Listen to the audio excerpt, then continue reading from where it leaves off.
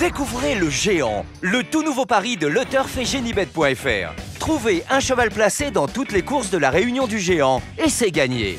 Avec le Géant, tous placés pour gagner.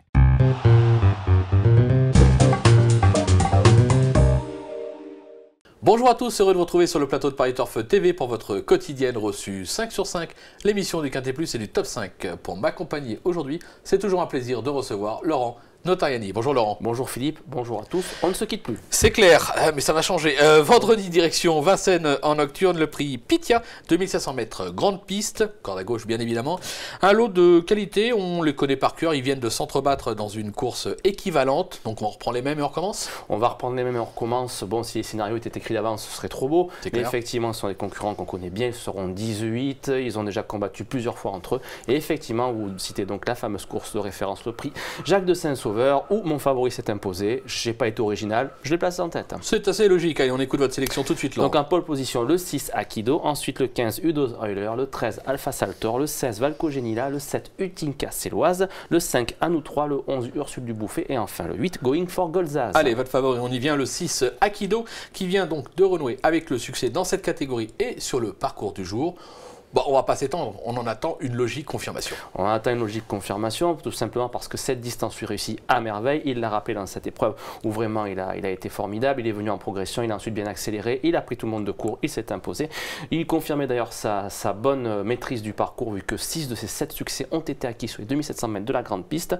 C'est en plus, il est dans sa catégorie, il a couru des événements qui étaient de qualité similaire et il s'est imposé 2 fois en 4 sorties et ensuite il s'est placé. Ça prouve à quel point il a la pointure. Excusez-moi, il est déféré des postérieurs. Lui, c'est un peu pareil que la ferrure n'a pas trop d'incidence, mais bon, il s'est imposé à 6 reprises en étant déféré des postérieurs. Donc je pense que ça peut le faire. Ça peut le faire, on va voir ce qu'en pense son driver Franck Nivard, puisque Christophe Meyer a été à sa rencontre. On l'écoute tout de suite. Franck Nivard, Akido, que vous entraînez, vient de renouer avec le succès. On peut dire que c'était un succès bien mérité, il le cherchait depuis un petit moment. C'est vrai que depuis le début de l'année, il a souvent pris des places, mais il n'avait pas gagné. Là, il a bien gagné la dernière fois, il est en forme. Et le cheval est resté bien, je pense qu'il devrait encore avoir une bonne chance. Il retrouve quasiment les mêmes, je crois qu'il y a une petite dizaine des concurrents qui avaient devancé qui sont engagés. Ouais, c'est à peu près les mêmes. Normalement, je dis après, c'est une question de parcours, mais oui, si tout se passe bien, il devrait être encore dans les 3 premiers. Bon allez, tout est dit ou presque, c'est pas la peine de revenir dessus, c'est le favori incontesté de cette épreuve. On passe au 15 Udos Euler, qui a des titres à ce niveau et sur ce parcours. On se souvient notamment d'une 4e place en mars dernier dans un beau long. On va le voir, il est au centre, il est caché, hop, il apparaît. C'est la casaque blanche avec une étoile bleue devant. Belle fin de course, bon il y a mieux, mais c'était pas mal. Sur cette impression visuelle et sur ce qu'il a fait après, c'est logique de l'opposer au numéro 6 Akido. Mais en effet, parce qu'en plus c'est un concurrent qui, depuis son arrivée sur notre sol, ne cesse de donner le meilleur de lui-même. C'est un concurrent qui vient du froid. Et effectivement, donc cette performance était assez correcte. Mais moi, j'ai beaucoup aimé sa dernière prestation sur les 2100 mètres de la grande piste où il se débrouillait très bien alors qu'il avait hérité du 15 derrière la voiture. Ça prouve que voilà, franchement, il n'a jamais rien dans un morceau. Non, il n'a jamais dans un parcours, excusez-moi. Jamais le morceau, c'est ce que je voulais dire. C'est un concurrent en plus qui possède une tenue à toute épreuve et qui a déjà remporté un événement sur le parcours proposé. Il va être ferré. Le fait qu'il soit ferré ou qu'il ne le soit pas, c'est pas grave. Quoi qu'il arrive, il est bon. C'est un coup sûr dans les 3 lui aussi. D'accord. Concernant les décodeurs, on vous en enverra pour essayer de comprendre les propos de Laurent. C'est parfois un petit peu compliqué, mais c'est normal. C'est pas grave, on va passer au numéro 13, Alpha Saltor. Cheval qui revient au mieux ces dernières semaines, comme l'attestent ses 2 récents accessites. Mathieu Brivard va le driver en grande confiance. On garde. Ben, tout à fait, surtout qu'on va revenir sur le prix Jacques de Saint-Sauveur. Ce n'est autre que le dauphin d'Akido dans cette épreuve. Il était ce jour-là déféré des intérieurs, ce qui n'avait pas été le cas l'avant-dernière fois. Cette fois, il l'est de nouveau. Mais Mathieu Abrivard, donc, qui va le driver, le maîtrise à la perfection. Maintenant, c'est un concurrent, il ne faut pas qu'il bouge une oreille au départ. C'est clair. Moi, ce n'est pas des concurrents, justement. Des concurrents qui me font parfois un petit peu peur.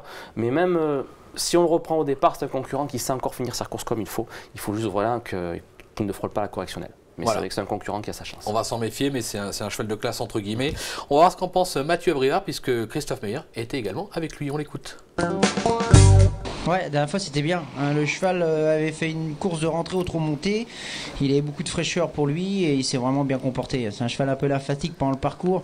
Il faut toujours l'actionner, mais entre ligne droite, quand on arrive à garder un peu de ressources, il fait toujours des très belles fins de course. Donc à chaque fois il échoue peu pour pouvoir gagner, mais il est toujours à l'arrivée des bonnes courses à quinter. Donc là il retrouve encore des bonnes conditions de course avec un lot assez relevé malgré tout. Il va retrouver Aikido. Et puis il y en a d'autres, il n'y a pas que Aikido, mais si j'arrive à avoir un parcours fluide et le préserver, eh ben, il va pas taper loin une fois de plus. Voilà, confirmation de vos dires de la part de Mathieu Abrivard. Ça nous conforte dans votre choix. On passe au 16, Valco Genila. Cheval qui n'est pas de tous les jours. Le potentiel est là, on en est sûr. Il est annoncé déférer des postérieurs, ce qui n'est pas toujours le cas. À mon avis, il peut jouer les premiers rôles celui-là. Ben justement, d'autant plus qu'il n'a plus été déféré des postérieurs depuis février 2014. Ce qui fait quand même, ça fait un petit moment. Et bon, la dernière fois, c'était le prix du Rouergue. On ne va pas le condamner là-dessus. Pourquoi? Parce qu'il a été disqualifié en pleine et il n'a pas eu vraiment toutes ses aides au moment de sa faute. On va donc le racheter sans hésiter. C'est un concurrent qui donne malgré tout, qui effectivement n'est pas sage, mais lorsqu'il ne bouge pas une oreille, on sait ce dont il est capable. Eric Raffin était appelé en renfort cette fois. Bon, c'était Glenny Delon, il perd rien, attention, ce driver est tout aussi bon, mais Eric Raffin lui a déjà permis de bien se débrouiller. Et il est capable de trotter sur le pied de 1,12,3 sur les 2700 mètres de la grande piste. C'est un des plus rapides du lot sur ce parcours. C'est pour ça que je vous conseille de le racheter vivement. Ouais, c'est clair. Puis avec Garato, on ne peut pas l'écarter, c'est impossible. On passe au numéro 7. Une Garcielloise, elle vient de renouer avec le succès. C'était sur l'hippodrome d'Anguin. On va pas dire elle est aussi bien Vincennes, mais elle a déjà bien fait Vincennes. Sur sa lancée et avec de nouveau JMB aux commandes, bah c'est pareil, on ne peut pas l'écarter. Vous avez tout dit, en effet, avec autant de données, on est obligé de la retenir. Mais pourquoi je choisis de la mettre un peu bas par rapport aux autres? C'est que le prix de l'Obélisque, c'était Anguin, c'était certes un bon lot, mais c'était piste plate. Cette fois, sur la grande piste de Vincennes, ce n'est plus la même chose. Et même si elle possède de bonnes références sur ce type de profil, c'est vrai qu'elle est plus à son aise sur des profils un peu moins sélectif. Maintenant, elle avait mis les pendules à l'heure, elle a prouvé qu'elle était en forme, elle va retrouver Jean-Michel Bazir avec qui elle a enregistré sa meilleure performance récente, à savoir 3e. Je pense que sur sa lancée, elle a sa place dans les 5 premiers. C'est clair, on peut pas l'écarter. Pas mal d'infos pour ce Quintet Plus. On va passer à la pépite dans la 4e, si je ne me trompe pas. Tout à fait. Donc, dans la 4e épreuve, et on parlait de Jean-Michel Bazir, et il sera au sulky de ma pépite. C'est le numéro 9, Vicky Shima, entraîné par Alain Chavat. La dernière fois, elle concluait 4e à Laval en étant ferrée. Elle produisait une très belle fin de course. Cette fois, elle sera déférée. Elle sera déférée, tout à fait, excusez-moi, et confiée à M. Jean-Michel Bazir, qui l'a déjà menée à la victoire. Je pense que ça peut le faire. Ah, ça va le faire. J'espère. Bien sûr. Vous avez intérêt, sinon vous ne revenez pas. Voilà, c'est fait, ça c'est dit.